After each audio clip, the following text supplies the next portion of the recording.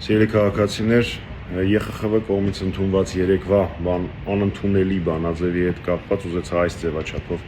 մի քանի պարզաբանումներ անել։ Իհարկե բանաձևը խայտարակություն է, տեղ են գտնում այնպիսի ձևակերպումներ եւ տեղ չեն գտնում այնպիսի փաստեր քաղաքապետարների եւ այլ թեմաներով, որ դա պարզապես անհասկանալի է, բայց դա մեր համար նորություն չի, դրա մասին մենք խոսել ենք, խոսում ենք եւ խոսելու ենք։ Խնդիրը կայանում է նրանում, որ այնտեղ առկա են առնվազն 3 կետեր, որոնց մասին իշխանական քարոզչամեքենան չի խոսելու, ու կարծում եմ, որ կարևոր է, որպեսզի դա դուք իմանաք։ Առաջին զեկույցում հստակ նշվում է, որ այն ինչ տեղի ունենում հիմա պետության հարձակումն է եկեղեցու վրա։ Այնտեղ հստակ գրված է tensions between state and church, այսինքն այն հեքիաթները, որ Փաշինյանը պատմում է, որ իբր սա եկեղեցու դեմ չի եւ այլն, հոդը սենց ընդել նույնիսկ այս զեկույցի շրջանակներում հստակ նշվում է, որ առկա է առճակատում պետության եւ եկեղեցու միջեւ։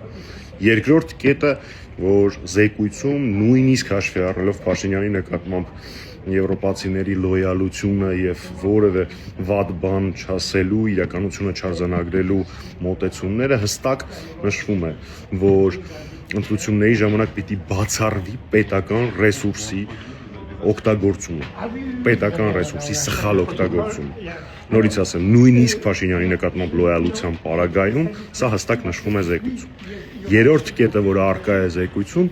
հստակ նշվում է, որ անհրաժեշտ է պաշտպանել ժողովրդավարական ինստիտուտները քաղաքական ազդեցությունից։ Պատկերացնում եք, ինչ ահռելի մակարդակի են այդ խախտումները, ինչքան անհնար է այն չնկատել կամ կոծկել, որ անգամ հաշվի առնելով Փաշինյանի ցանկացած արարքը արդարացնելու եւ չբարձրաձայնելու էություն որոշ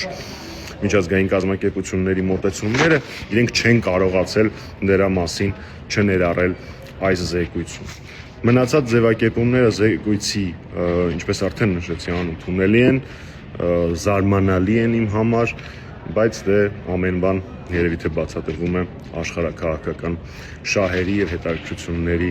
տրամաբանության մեջ։ Չեմ կարող շնորհակալություն չհայտնել ԵԽԽՎ-ին անկախ ամեն ինչից եւս մեկ անգամ